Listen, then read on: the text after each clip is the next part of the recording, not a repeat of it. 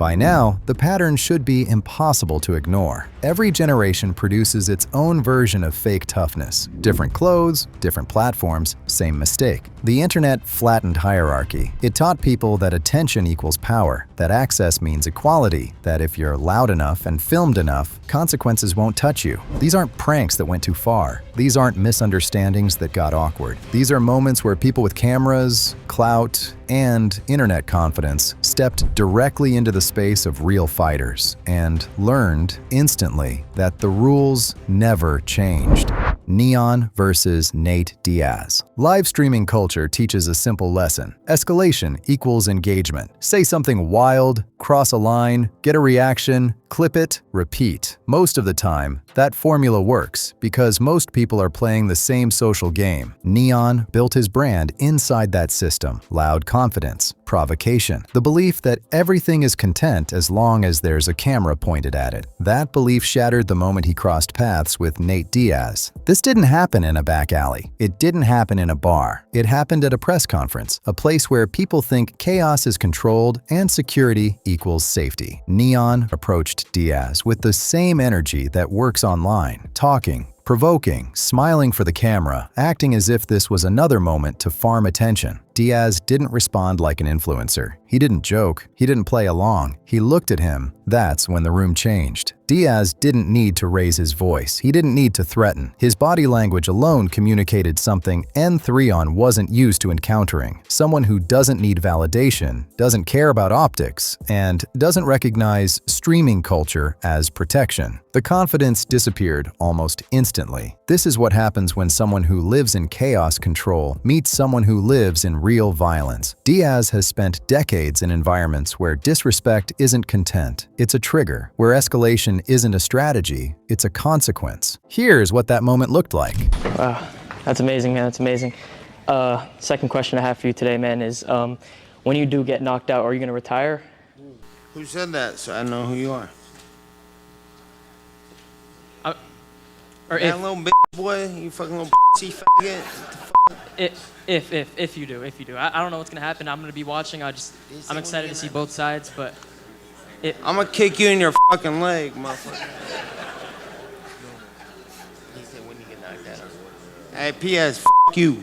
I have a lot of respect for everyone, man. It's just I want to see a great fight. Fuck you.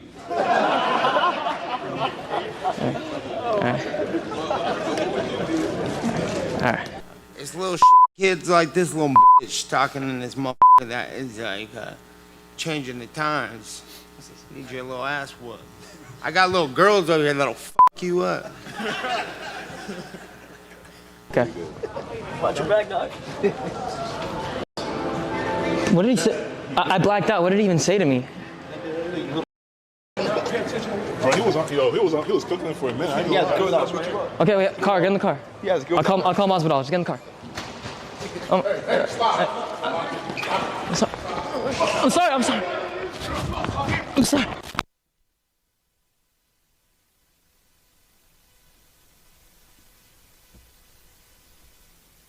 I'm sorry.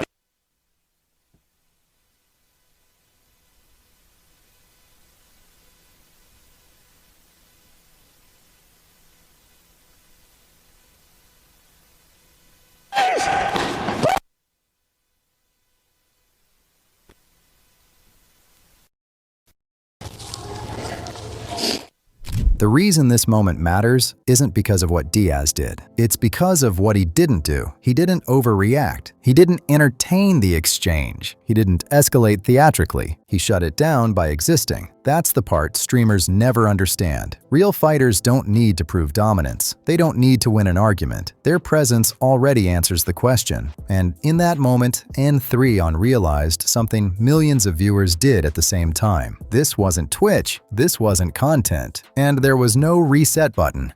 Kimbo Slice, the original internet reality check, before live streamers, before prank channels, before influencer boxing. There was Kimbo Slice. In the mid-2000s, when the internet was still figuring itself out, Kimbo Slice became something entirely new, a real fighter discovered by accident. No promotion, no press conference, no script, just raw footage of street fights recorded in backyards and uploaded online. What made Kimbo terrifying wasn't just that he won, it was how quickly things ended. There was no build-up, no back-and-forth trash talk, no cinematic exchange. Men stepped forward confident, smiling, surrounded by friends, convinced this was entertainment. And then it wasn't. Kimbo didn't fight like someone looking for attention. He fought like someone who had already lived violence. His punches were compact, his balance never broke. His opponents didn't fall dramatically, they collapsed. The internet had never seen anything like it. These weren't trained fighters testing skill. These were regular men misreading danger. They thought size mattered. They thought toughness mattered. They thought adrenaline would carry them. What they didn't understand was experience. Kimbo had already crossed the line most people only talk about. And once you've crossed that line, hesitation disappears. Every one of those backyard fights followed the same pattern. Confidence walked in. Reality walked out. Here's what that looked like.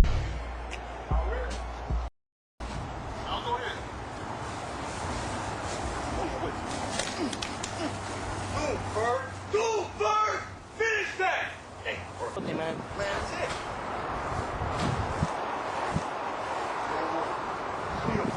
That's it.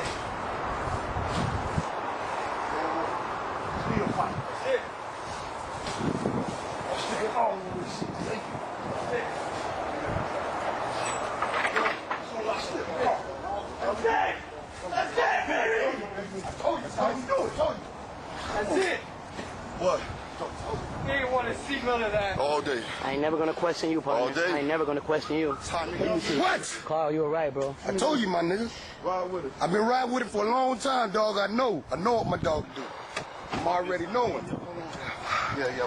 What's important is not the violence itself, but the reaction afterward. The internet didn't cheer. It went quiet. People realized they weren't watching a game. They were watching the difference between imagined toughness and lived violence. Kimbo didn't become famous because he was flashy. He became famous because he was undeniable. And in a strange way, those early videos taught the internet its first real lesson about fighters. This isn't a performance. This isn't fair. And once it starts, you don't get to opt out. Everything you see today, every streamer miscalculation, every prank gone wrong, traces back to this moment. Kimbo Slice was the proof of concept, the warning that went mostly ignored, and the internet never forgot it.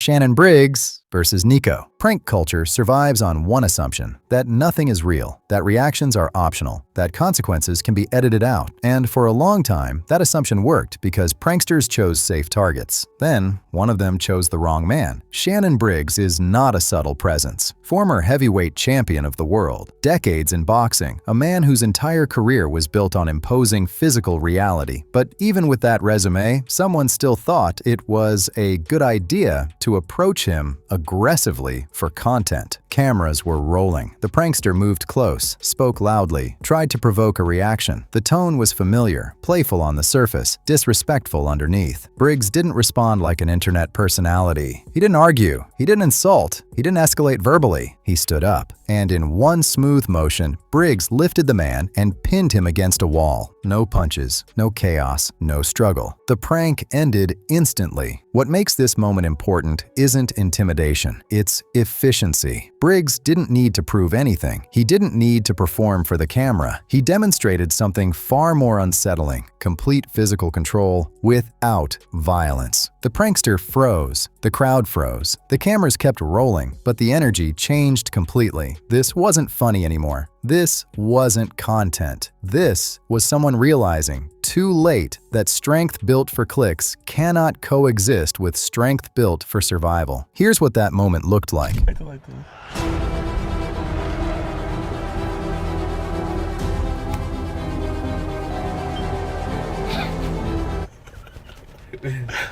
Ok, toma.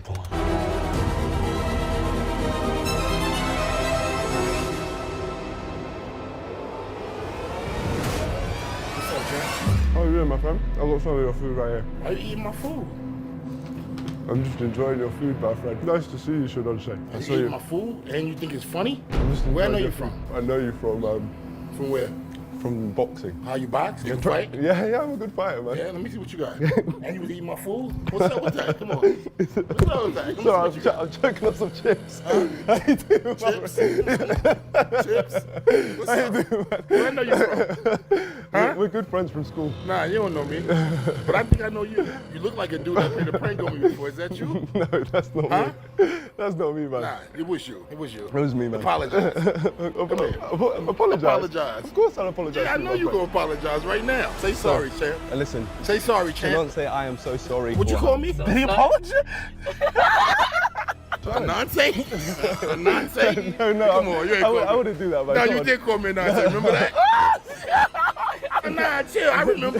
Remember? You remember? I remember. It was funny, wasn't it? It was funny, right? It was funny, right? Say sorry, champ. People said it was funny. Say sorry, champ. Listen, you're a champ. Say sorry, champ. Listen, you're a champ. Say sorry, yeah, champ. I have. I've already No, apologized. say it right now. Champ, I apologize. I've already apologized. Say You're it not now. lying. I can't hear you. One more time. One more time. I apologize. One more, a little louder. Sorry, champ. A little louder. I apologize. A little louder. A little louder. Fist clenched. I genuinely couldn't guarantee his safety anymore, so I had to intervene. I'm the same nigga. I'm the same. I feel bad. Champ. One, Mr. Briggs! Mr. Briggs! I'm sorry, man. For real, I'm sorry. For real, for real. beat on himself. I thought something Let's like go, champ. Now let me get a let's go, champ. Let's go, champ. That's right. I got him back, y'all. Huh? I got him back. The real champ is this man for setting it up. Let's go. Afterward, the internet reacted the same way it always does. Some laughed, some criticized Briggs, some blamed the prankster. But the real lesson had already landed. Real fighters don't need to hurt you to end the situation. They only need to remove your options. Briggs didn't throw a punch because he didn't have to. The prank stopped the moment physical reality was reintroduced. And that's what prank culture never plans for, the moment when the target doesn't play along. Because once that happens, the joke is over. Khabib Nurmagomedov versus Artem Lobov, the hotel incident. Some confrontations don't explode, they collapse. During fight week in Brooklyn for UFC 223, tension had been building behind the scenes. Words had already been exchanged publicly, allegiances were clear, and then, away from the cameras of the arena, it became personal. Khabib Nurmagomedov crossed paths with Artem Lobov inside the fighter's hotel. This wasn't a press conference. There were no microphones, no crowd, no script. Lobov approached Khabib aggressively, talking, posturing, trying to establish presence. In most environments, that kind of confrontation escalates into chaos. But Khabib didn't respond the way most people expect. He stepped forward calmly. No shouting, no threats, no wasted movement. Khabib closed the distance so effortlessly that the confrontation lost its momentum instantly. He placed his hands on Lobov, not violently, not dramatically, but firmly enough to make one thing unmistakable. This interaction was already over. Security rushed in immediately, not because punches were thrown, but because everyone present understood how little stood between restraint and something much worse. The body language told the story before any words could. This moment matters because it shows what real dominance looks like. Not rage, not volume, certainty. Khabib didn't need to prove toughness. He didn't need to escalate. His control of the situation was absolute the second he decided it would be. Here's what that moment looked like.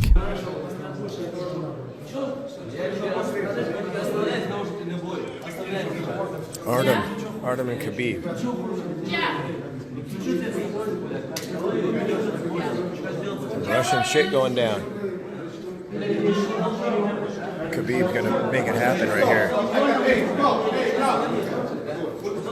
He ain't playing.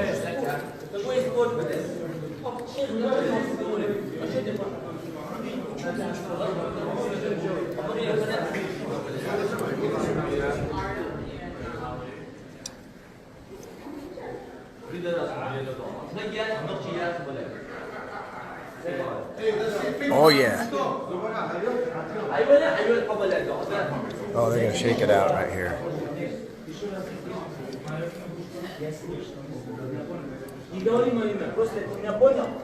Ты понял или нет, я тебя спрошу. Лицо скажи, лицо скажи. Ты говоришь, что как не говорю? Как не говорю, ты поэтому говорю. Вообще не говори такие вещи. О чем?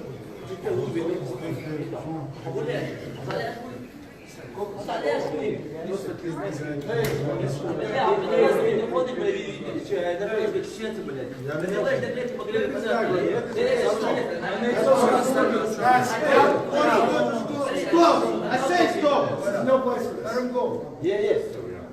Just go. Don't no more talk. Just go. Сейчас мы попозже увидимся. Хорошо.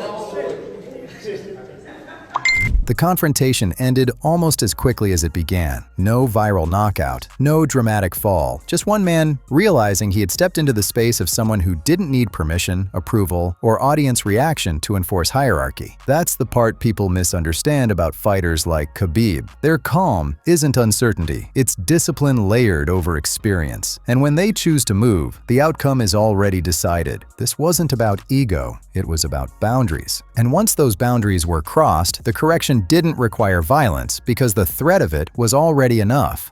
Sneo versus Sean Strickland. The internet trains people to believe that everything can be talked through. That confidence comes from opinions, from presence, from never backing down verbally. In streamer culture, dominance is rhetorical. Whoever controls the conversation wins. That illusion shattered the moment Sneo stepped into the gym with Sean Strickland. This wasn't a debate. This wasn't content. This wasn't theoretical. They agreed to spar. Sneo entered with the same confidence he carries online. Upright posture, talking, smiling. The belief that toughness is transferable. That mindset alone can bridge the gap between commentary and combat. It couldn't. From the opening moments, the difference was overwhelming. Strickland didn't rush. He didn't try to hurt him recklessly. He walked him down. Controlled distance, pressured constantly. Every exchange forced Sneo backward, mentally and physically. Within seconds, the truth became obvious. Sneo wasn't being tested. He was being managed. Strickland toyed with range, slipped punches effortlessly, and landed clean shots at will. Sneko's reaction slowed. His breathing changed. His posture collapsed. The confidence that worked online had no place here. This is the part people misunderstand about sparring. It's not about knockouts. It's about exposure. Strickland exposed the gap between someone who talks about fighting and someone who lives inside it. No trash talk needed. No insults. The lesson delivered itself. By the end, Sneo wasn't arguing anymore. He was surviving. Here's what that looked like.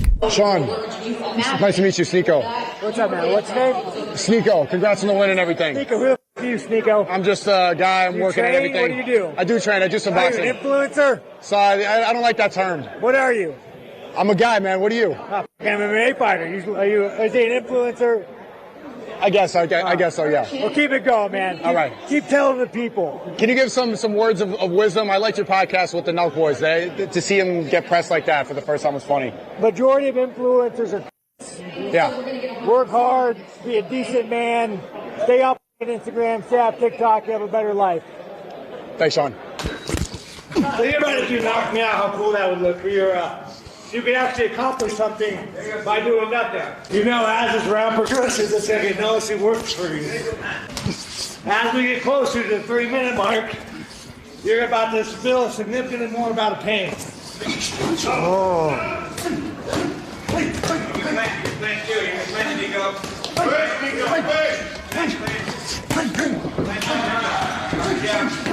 Jesus. Pop your jab. You stupid.